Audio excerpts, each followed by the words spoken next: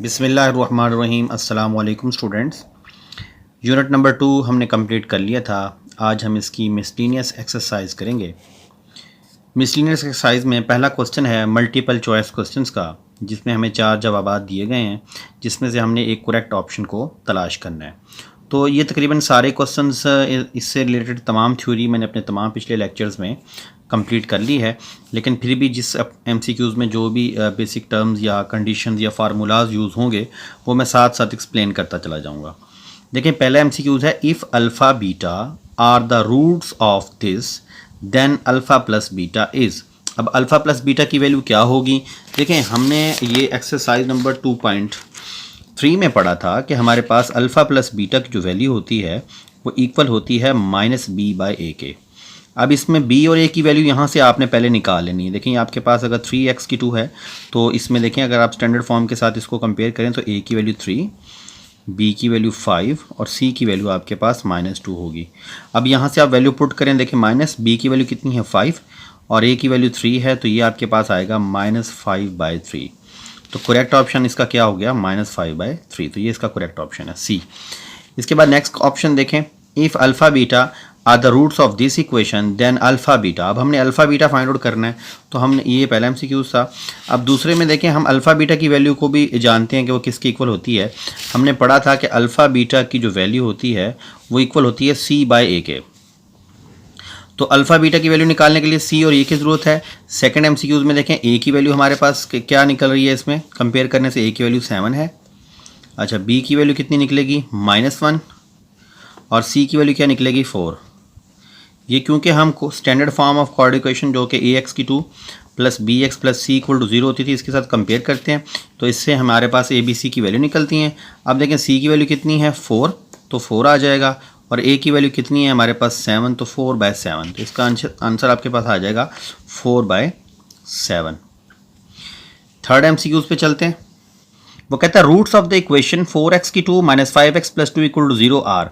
अब इसके अगर रूट्स फाइंड आउट करने हैं कि भी वो किस टाइप के हैं, वो इरेशनल हैं, इमेजिनरी हैं, रैशनल हैं, क्या हैं, तो इस मकसद के लिए बेटा मैंने आप लोगों को एक्सरसाइज नंबर 2.1 में जो पहला लेक्चर दिया था, जिसके अंदर मैंने आपको डिस्क्रिमिनेंट के बारे में बताया था, जिसके अंदर मैंने आपको बताया था कि रूट्स की नेचर क्या होती है।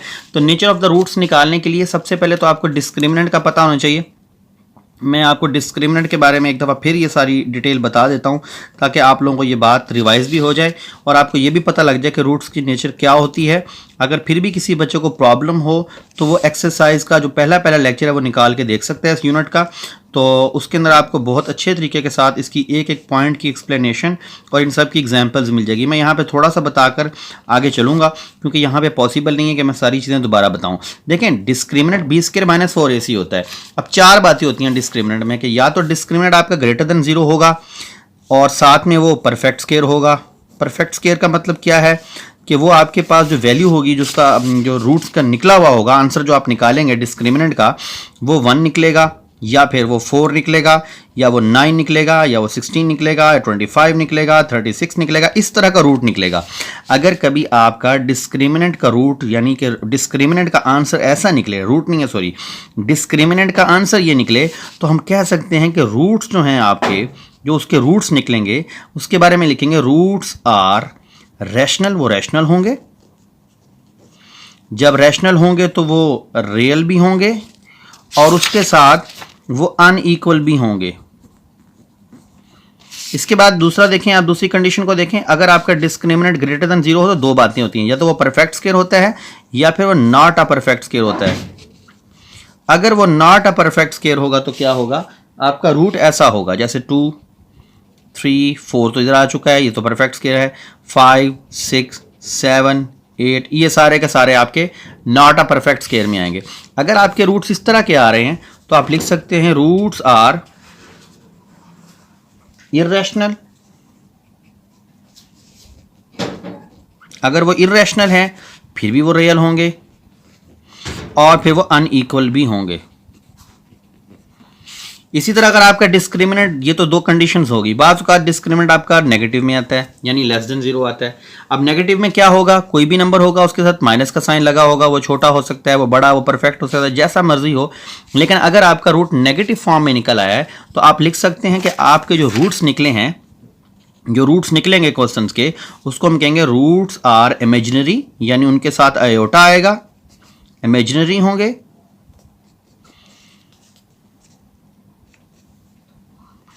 और साथ में वो कॉम्प्लेक्स कॉन्जुगेट होंगे। ये सारी चीजें मैं पहले एक्सप्लेन कर चुका हूं। और इसके साथ साथ वो भी अनइक्वल होंगे। इसके बाद लास्ट इसकी जो टाइप है वो है कि आपके पास जो कंडीशन है वो ये है कि आपका डिस्क्रिमिनेंट जो है वो इक्वल टू जीरो भी हो सकता है। अगर इक्वल टू जीरो है तो फिर हम लिखेंगे रूट्स आर, तब क्या होगा, रूट्स जो हैं वो रैशनल होंगे। रैशनल का मतलब रियल भी होंगे और इक्वल भी होंगे। लास्ट कंडीशन में सिर्फ रूट्स इक्वल होते हैं। तो ये 4 कंडीशंस थी जो मैंने आपको करवा दी थी, और इसी को अब हम जहां पे भी इस एक्सरसाइज के अंदर काफ़ी जगहों पे ये यूज़ होगा, इसलिए मैंने आपको दोबारा करवा दिया और मैं इसको साथ साथ आपको दिखाता रहूँगा जहां पे भी इसकी ज़रूरत पड़ेगी। अब देखिए इस क्वेश्चन में वो कहता है कि आपके पास जो इसके रूट्स हैं वो किस टाइप के होंगे। तो इसके रूट्स को हम देख लेते हैं जी। इसको मैं क्वेश्चन को लिख के सॉल्व कर चुका हूँ। देखें 4x की 2 - 5x + 2 = 0 है। तो डिस्क्रिमिनेंट निकालने के लिए हमें ABC की ज़रूरत पड़ती है। वो हम standard form of quadratic equation के साथ कंपेयर करके निकाल लेते हैं। देखिए ABC की वैल्यू निकाल ली। अब इस डिस्क्रिमिनेंट के अंदर मैंने वैल्यूज़ को पुट किया। 5 का स्क्वायर 25 आया, 4 4 16 2 32 आया। इसको मैंने माइनस किया, मेरे पास -7 आया। अब देखें आपके पास जो नेगेटिव आंसर निकला है, तो नेगेटिव आंसर में क्या कहते हैं हम, अगर रूट्स लेस देन 0 हो, नेगेटिव हो, तो लिखते हैं roots are imaginary, complex conjugate and unequal. तो यहाँ पे हम इसको ये वाली बात लिख सकते हैं। अब देखें इसके अंदर उसने ऑप्शन में क्या कहा हुआ है, ए तो इर्रेशनल है, बी में देखें उसने इमेजिनरी कहा है, तो इसका मतलब बी पार्ट आपका बिल्कुल ठीक है। इसके बाद नेक्स्ट क्वेश्चन पे जाते हैं, क्यूब रूट्स ऑफ -1 आर। अच्छा अब इस क्वेश्चन को देखें। जब हमने क्यूब रूट्स निकालना सीखे थे, मैंने आप लोगों को एक्सरसाइज नंबर 2.2 करवाई थी, तो एक बात मैंने आपको बताई थी, इस बात को आपने तवज्जो से समझना है, ठीक है। जब आप रूट्स निकाल रहे हो, अगर आपका पहला रूट 1 निकले तो अगला ओमेगा और ओमेगा स्केयर निकलेगा। अगर पहला रूट 2 निकले तो नेक्स्ट 2 रूट में 2 ओमेगा स्केयर होगा। अगर आपके पास 3 निकले तो 3 ओमेगा स्केयर होगा। पहला रूट आपको बता रहा हूं, फर्स्ट रूट जो भी होगा, जैसे मैंने अभी ये क्वेश्चन किया, मैंने 1 का क्यूब रूट निकाला तो 1 निकला। अगर 1 निकला है तो अगला रूट ओमेगा और ओमेगा स्केयर होगा। तो इसी तरह अगर आपके पास फर्स्ट रूट -1 होगा तो -ओमेगा स्केयर होगा, -3 होगा तो -3 ओमेगा -3, यानी सीक्वेंस ऐसे होता है कि फर्स्ट रूट ही हमें बता देता है कि नेक्स्ट 2 रूट्स क्या होंगे। तो यहां देखें -1 है तो इसका जो रूट है वो क्या होगा, वही होगा जो इसके साथ साइन मैच करते होंगे, क्यूब रूट्स ऑफ -1 आर। अब -1 के हमने रूट्स निकालने हैं तो क्या होंगे, -1 ओमेगा स्क्वायर। तो ये आपका ए ऑप्शन इसका बिल्कुल ठीक है। नेक्स्ट पे चलते हैं, sum of the cube root of unity. अब देखिए हमने सम निकालना सीखा था कि क्यूब रूट ऑफ यूनिटी जो 1 + ओमेगा स्क्वायर थे वो इक्वल टू 0 होता था। ये क्यूब रूट ऑफ यूनिटी हैं, इनका अगर सम ले लिया जाए तो वो 0 आता है। ये हमने 2.2 से पहले सारा प्रूव किया हुआ है। इसको अगर आप समझना चाहें तो दोबारा समझ सकते हैं, वैसे आगे इसके क्वेश्चंस भी आएंगे, मैं समझाऊंगा। बस यहाँ पे बताना मकसद था। Sum of the cube root of unity 0, तो इसका 5वें का हमारे पास ए पार्ट बिल्कुल ठीक है। Product of cube root of unity, और इसी तरह हमने प्रोडक्ट निकालना सीखा था कि 1 ओमेगा और ओमेगा स्क्वायर को अगर मल्टीप्लाई करें, इसका प्रूव भी किया था, तो रिजल्ट हमेशा 1 आता है। तो product of cube root of unity क्या होगा, 1 होगा। इसके बाद नेक्स्ट पे चलते हैं, if b square -4ac less than 0। देखें ये वही वाली बात आ गई जो मैंने अभी आपको समझाई थी कि अगर आपका डिस्क्रिमिनेंट लेस देन 0 होगा तो क्या होगा, लेस देन 0 होगा तो roots are imaginary, complex conjugate और अनइक्वल। देखते हैं यहाँ पे क्या कहीं आ रहा है ऐसा। 7 वाले में देखें आप, 7 वाले में इसमें ए का कहा इरेशनल, बी में कहा रैशनल, सी में वो कह रहा है कि इमेजिनरी, तो इसका मतलब इमेजिनरी आपका बिल्कुल ठीक ऑप्शन है। अच्छा 8 में कह रहा है if b square -4ac greater than 0, अगर वो ग्रेटर देन 0 होगा फिर क्या होगा, और फिर कह रहा है but not a perfect square. देखें यहाँ पे b square -4ac greater than 0 but not a perfect square, then roots are irrational and unequal. Irrational और अनइक्वल वाली बात हो सकती है जी। यहाँ पे देखते हैं इमेजिनरी नहीं होंगे, रैशनल नहीं होंगे। 8 का आपके पास सी पार्ट बिल्कुल ठीक है क्योंकि इरेशनल की बात आ गई। इसके बाद 9 वाले पार्ट में देखें क्या लिखा हुआ है, 1/अल्फा और 1/अल्फा प्लस 1/बीटा। तो इसको कैसे सॉल्व करेंगे, ये छोटा सा क्वेश्चन है, और से देखें 1/अल्फा प्लस 1/बीटा, तो दोनों का एलसीएम ले लेंगे, अल्फा बीटा आ जाएगा, और बीटा को यहाँ मल्टीप्लाई कर दें अल्फा को यहाँ, तो ये बन जाएगा बीटा प्लस अल्फा। अगले स्टेप पे इसको जरा सही करके लिख लें, सीधा करके अल्फा को पहले लिख लें, alpha plus beta over alpha beta. तो अब इसका ऑप्शन क्या आ रहा है, बीटा, तो ये डी ऑप्शन आपका बिल्कुल ठीक है। नेक्स्ट क्वेश्चन की तरफ चलते हैं। MCQs नंबर 10 देखें। इसमें उसने लिखा हुआ है alpha square plus beta square is equal to. ये चीज़ भी मैंने आप लोगों को सिखाई थी, फार्मूला जनरेट करके बताया था कि ये कैसे आता है, फिर भी मैं एक दफ़ा दोबारा बता देता हूँ ताकि आपको याद दहानी हो जाए और आपको समझ भी आ जाए। लेकिन फार्मूला हमने पढ़ा था कि a प्लस बी का होल स्केयर किसके इक्वल होता है। ये इक्वल होता है हमारा a की 2 प्लस बी की 2 प्लस 2ab, ये इस चीज़ के इक्वल होता है। अगर यहाँ से मैं a स्केयर बी स्केयर निकालना चाहूँ तो ये 2ab इधर आकर माइनस हो जाएगा, यानी आपके पास आ जाएगा a प्लस बी का whole square minus 2ab is equal to a square plus b square. तो ये आपके पास फार्मूला बन जाएगा। अब देखें जहाँ पे भी कहीं ए स्केयर बी स्केयर आ जाए वहाँ पे आप ये चीज़ लिखेंगे। तो यानी अगर आपके पास alpha square plus beta square आ जाए तो आप लिखेंगे अल्फ़ा प्लस बीटा का होल स्केयर और माइनस 2 अल्फ़ा बीटा। तो ये चीज़ आपके पास आ जाएगी। तो इसका करेक्ट ऑप्शन आपके पास सी है। इसके बाद नेक्स्ट क्वेश्चन में देखें 2 square root of unity are. अब स्क्वायर रूट ऑफ यूनिटी का क्या है? स्क्वायर रूट ऑफ यूनिटी समझने वाली चीज़ है। अगर आपने स्क्वायर रूट निकालना है यूनिटी का, यानी 1 का स्क्वायर रूट निकालना है, तो 1 का स्क्वायर रूट क्या निकलेगा? Plus minus 1। तो आपके पास आंसर आएगा +1 और -1। तो आपके पास क्या ऑप्शन आ रहा है इसका? 11 का पार्ट आ रहा है आपके पास ए। Roots of the equations are, इसके रूट्स कैसे होंगे? ये भी बिल्कुल वो डिस्क्रिमिनेंट वाली बात हो गई। इसके अंदर भी हम ए बी सी की वैल्यू को पहले फाइंड आउट कर लेते हैं। ए की वैल्यू आपके पास 4 है, बी की वैल्यू -4 है, सी की वैल्यू आपके पास 1 है। इसमें हम वैल्यूज़ को पुट कर लेते हैं। देखिए बेटा, इसको मैंने सॉल्व कर लिया है। डिस्क्रिमिनेंट का मैंने फार्मूला लिख लिया, ए बी सी की वैल्यू को मैंने पुट कर लिया और मेरे पास डिस्क्रिमिनेंट 0 आ गया। और अगर डिस्क्रिमिनेंट 0 था तो मैंने आपको क्या प्रॉपर्टी अभी लिख कर दी थी? मैंने कहा था रूट्स जो होंगे वो आपके पास अगर 0 होगा तो roots are rational, real and equal. तो इसका ऑप्शन अब हम देख लेते हैं कि कौन सा रियल और इक्वल वाला है। Roots are real and equal. तो ये देखें, इसका ए ऑप्शन बिल्कुल ठीक है। नेक्स्ट ऑप्शन देखें आप। नेक्स्ट में वो क्या कह रहा है? वो कहते हैं if alpha beta are the roots of this then sum of the roots 2 alpha and 2 beta is. अब देखें, वो कहता है कि अगर इसके रूट्स जो हैं वो अल्फ़ा बीटा हों तो सम ऑफ द रूट्स यानी 2 अल्फ़ा एंड 2 बीटा का जो सम है उसका जवाब क्या होगा? MCQ नंबर 13 आप देखें। ये भी बहुत ये कैलकुलेट करने वाला क्वेश्चन है। इसको मैं सॉल्व करके समझाता हूँ आपको।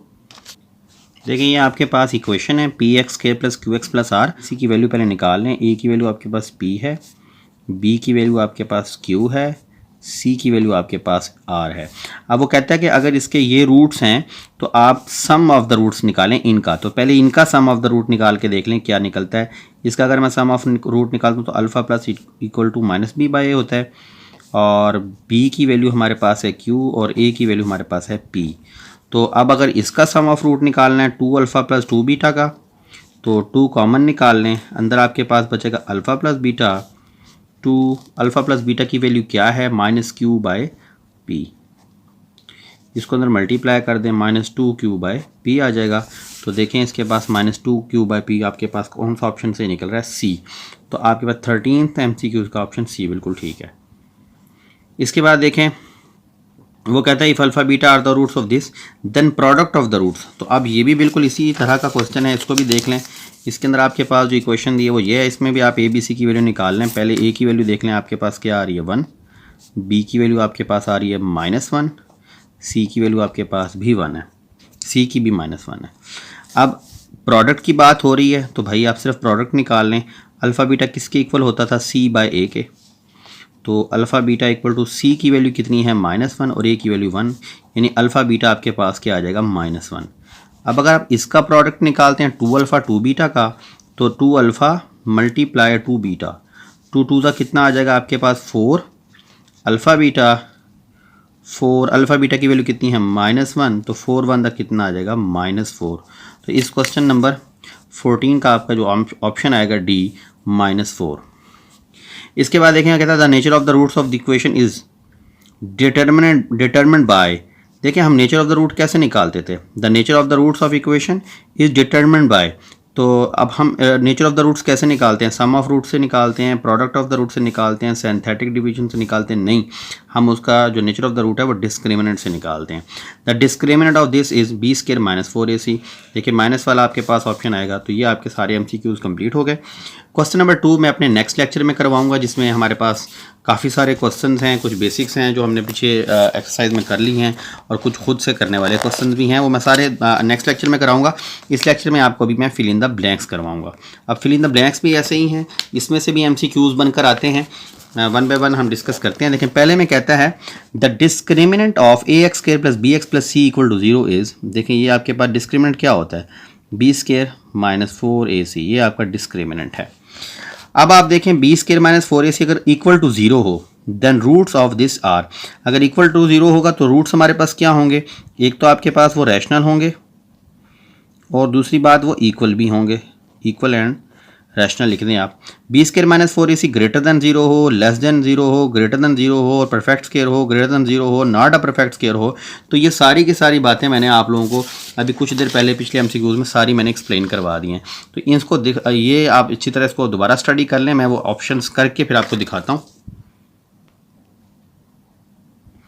तो ये देखें बेटा, मैंने इसको सॉल्व कर दिया। B² माइनस 4AC का ग्रेटर दैन 0 हो देन रूट्स आर रियल, तो रूट्स आपके रियल होंगे, क्योंकि यहाँ पे उसने लेस देन ग्रेटर दैन 0 तो कहा है लेकिन परफेक्ट या नॉट परफेक्ट स्क्वायर की बात नहीं की, तो रियल तो होते ही हैं दोनों में। इसके बाद लेस देन 0 होंगे तो आपके पास इमेजिनरी होंगे और नॉट इक्वल होंगे, आप लिख सकते हैं नॉट इक्वल भी। इसी तरह B² minus 4AC greater than 0 हो और परफेक्ट स्क्वायर हो तो रूट्स जो हैं वो रैशनल होते हैं, ग्रेटर दैन 0 हो और नॉट अ परफेक्ट स्क्वायर हो तो रूट्स इरेशनल होते हैं और नॉट इक्वल भी होते हैं, आप वो भी लिख सकते हैं। If alpha beta are the root of the equation then sum of the roots, sum of the root यानी अल्फा प्लस बीटा किसके इक्वल होता था, माइनस B/A के। इसी तरह अगर ये इस इक्वेशन के रूट्स हों देन प्रोडक्ट किसके इक्वल था, C/A के। If alpha beta are the roots of 7x की 2 minus 5x plus 3 equal to 0 then sum of the roots, तो सम ऑफ द रूट किसके इक्वल होता है, अल्फा प्लस बीटा के, उसका फार्मूला होता है माइनस B/A। तो आप B की वैल्यू देखें वो क्या है यहाँ पर -5, तो -5 इसके साथ मिलकर +5 हो जाएगा, माइनस माइनस प्लस हो जाएगा और A की वैल्यू क्या है 7, तो इसका आंसर आएगा 5/7। इस तरह इसको देखें, प्रोडक्ट ऑफ द रूट्स निकालना है तो फार्मूला क्या होता है C/A, तो इसमें से आप C की वैल्यू देख लें क्या है -9 और A की वैल्यू क्या है 5, तो ये आपके पास आएगा -9/5, तो इसका आंसर आ गया -9/5। देखिए next MCQ fill in the blanks है। For a quadratic equation AX की 2 plus BX plus C equal to 0 1 over alpha beta is equal to, देखिए जो 1 ओवर अल्फा बीटा की वैल्यू निकलेगी वो 1 ओवर अल्फा बीटा ही होगी। वैसे बुक में इसने क्योंकि 1 ओवर अल्फा बीटा ही दिया हुआ है, मजीद इसको अगर कोई MCQs टाइप होता, कोई ऑप्शंस दिए होते तो मैं इसको मजीद कैलकुलेट करके भी वैल्यू निकाल सकता था, लेकिन इसमें शायद उसने बुक वाले ने कुछ और लिखना था या पता नहीं गलत हो गया है, जो भी है। लेकिन 1 ओवर अल्फा बीटा की वैल्यू 1 ओवर अल्फा बीटा के इक्वल ही आ सकती है और कुछ भी नहीं निकल सकती, तो आप इसको 1 ओवर अल्फा बीटा ही कर लें। अच्छा, cube root of unity are, देखें cube roots of unity are किसके इक्वल थे, मैंने अभी आपको कुछ देर पहले भी बताया था कि जब हम क्यूब रूट ऑफ यूनिटी निकालते हैं तो उसमें एक 1 होता है, एक ओमेगा होता है और एक ओमेगा स्क्वायर, तो ये आपके क्यूब रूट ऑफ यूनिटी हैं, तो ये 1 ओमेगा और ओमेगा स्क्वायर आप लिख सकते हैं। अच्छा, आगे कहते हैं under usual notation sum of the cube root of unity is, sum of the cube root of unity मैंने भी आपको बताया था किसकी इक्वल होता है 0 के, तो यहाँ आप लगा देंगे 0। नेक्स्ट में कहता है if 1 omega omega square are the cube root of the unity then omega -7 is equal to, अब ओमेगा -7 निकालना है तो याद होगा मैंने आप लोगों को बताया था कि अगर आपके पास नेगेटिव पावर आ जाए तो सबसे पहले तो आप उसको पॉजिटिव बना लें, अगर पॉजिटिव ना भी बनाएं तो कोई मसला नहीं होता, लेकिन पॉजिटिव बनाने में ज़्यादा ईजी हो जाता है। दूसरी बात ये, अगर आपने इसको पॉजिटिव बनाना है तो उसको फ्रैक्शन में लिख लेंगे। उसके बाद हम क्या करेंगे, ओमेगा क्यूब की वैल्यू हमें पता है 1 होती है, तो इसके अंदर आप ओमेगा क्यूब बनाने की कोशिश करेंगे। देखिए ओमेगा 6 मैं लिख सकता हूँ और एक ओमेगा लिख सकता हूँ, इसको 2 पावर्स में अलग अलग डिस्ट्रीब्यूट कर दूँ तो उसके बाद ओमेगा 6 जो है वो आपके पास 3 की पावर 2 बन जाएगा और साथ में एक ओमेगा अलग है। देखिए 1 ओवर ओमेगा की पावर 2 और साथ में एक ओमेगा अलग हो जाएगा, 1/1 ओमेगा, तो आपके पास आ जाएगा 1/ओमेगा। और 1/ओमेगा किसके इक्वल होता है, हमने पढ़ा था कि एक दूसरे के रेसिप्रोकल होते हैं, यानी ओमेगा इक्वल होता है 1 ओवर ओमेगा स्क्वायर के और 1 ओवर ओमेगा जो ओमेगा स्क्वायर है वो इक्वल होता है 1/ओमेगा के। तो अब क्योंकि 1/ओमेगा आ गया तो ये किसके इक्वल होगा, ओमेगा स्क्वायर, तो इसका रिजल्ट आ जाएगा आपके पास ओमेगा की पावर 2। नेक्स्ट क्वेश्चन में कहता है कि if alpha beta are the root of the quadratic equation then quadratic equation is written as, अब आपके पास अगर अल्फा बीटा किसी क्वाड्रेटिक इक्वेशन के रूट्स हैं तो आपको याद होगा मैंने आप लोगों को इसका प्रूफ भी करवाया था, फिर भी मैं आपको एक दफ़ा बताता हूँ। मैंने आपको बताया था कि वैसे तो आपके पास देखें AX की 2 plus BX plus C equal to 0, ये हमारे पास standard form of quadratic equation होती है, लेकिन हमने एक चीज़ और भी पढ़ी थी, सम और प्रोडक्ट की root, sum and product of the roots की फॉर्म में भी हमने इक्वेशन को पढ़ा था। उसमें ये होता था कि x की 2 माइनस यहाँ पे आता था सम ऑफ रूट्स और साथ में x plus product of roots.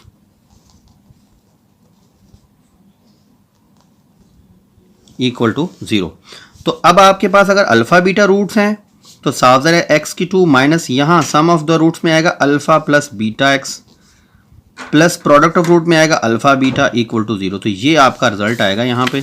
यहाँ आप लिख लें x की 2 minus alpha plus beta x plus alpha beta equal to 0। अच्छा अब देखें if 2 omega square are the roots of the equation then equation is. अब इसकी हमने इक्वेशन बनानी है। इक्वेशन बनाने के लिए जो मैंने अभी आपको ये ऊपर ट्रिक बताई है इसको हम यूज़ करेंगे। इसी ये प्रॉपर्टी हमारी यूज़ होगी। देखिए हमने फार्मूला पढ़ा था इसका कि हमारे पास जो डिप्रेस्ड इक्वेशन होती है वो होती है x की 2 sx plus p equal to 0। ये स्टैंडर्ड जो हमारे पास फार्मूला हमने पढ़ा था 2.5 के क्वेश्चन नंबर 1 में, ये हम अब यूज़ करेंगे। सबसे पहले इक्वेशन बनाने के लिए s चाहिए, यानी जो रूट्स दिए हुए हैं उनका सम निकालने। वो एक 2 अल्फा है और 2 ओमेगा है और एक 2 ओमेगा की पावर 2 है। तो इन दोनों में देखें 2 अगर कॉमन निकालने तो अंदर बचेगा ओमेगा प्लस ओमेगा की पावर 2। अब ओमेगा प्लस ओमेगा स्क्वायर की वैल्यू क्या होती है? हमने पढ़ा था 1 plus omega square equal to 0। यहाँ से ओमेगा प्लस ओमेगा स्क्वायर निकालना चाहेंगे तो 1 हो जाकर नेगेटिव होगा, omega plus omega square equal to -1। तो यहाँ पुट करेंगे -1। तो ऐसा आपके पास क्या आ जाएगा -2। इसी तरह अगर आप प्रोडक्ट निकालना चाहते हैं P, तो इसको देखें दोनों को हम मल्टीप्लाई करेंगे। 2 ओमेगा और 2 ओमेगा स्क्वायर को मल्टीप्लाई कर लें, 2 ज़ा 4 हो जाएगा और ओमेगा स्क्वायर क्या हो जाएगा ओमेगा क्यूब। ओमेगा क्यूब की वैल्यू मैंने आपको भी कुछ देर पहले बताई थी, वो 1 होती है। यहाँ पुट करेंगे 4 1 दा 4 आ जाएगा। तो अब आपके पास जो इक्वेशन थी वो थी x की 2 minus S X plus P equal to 0। Put करें इसमें जी x की 2 माइनस एस क्या निकला है जी हमारे पास, जो सम निकाला है वो -2 है। तो -2x प्लस प्रोडक्ट क्या निकला है 4 इक्वल टू 0। नेक्स्ट स्टेप में हम लिख सकते हैं x की 2 minus plus 2x plus 4 equal to 0। तो ये आपका आंसर निकला x की 2 plus 2x plus 4 equal to 0। तो यूँ बेटा आप लोगों का क्वेश्चन नंबर 1 और 3 मैंने कंप्लीट करवा दिया है। जो क्वेश्चन नंबर 2 है इसका, जिसमें हमने शॉर्ट क्वेश्चंस करने हैं, इसके लिए मैं एक अलग लेक्चर बनाऊंगा। फिर मिलेंगे इंशाल्लाह नेक्स्ट लेक्चर के अंदर क्वेश्चन नंबर 2 के साथ। आज के लिए बस इतना ही। अल्लाह हाफिज़।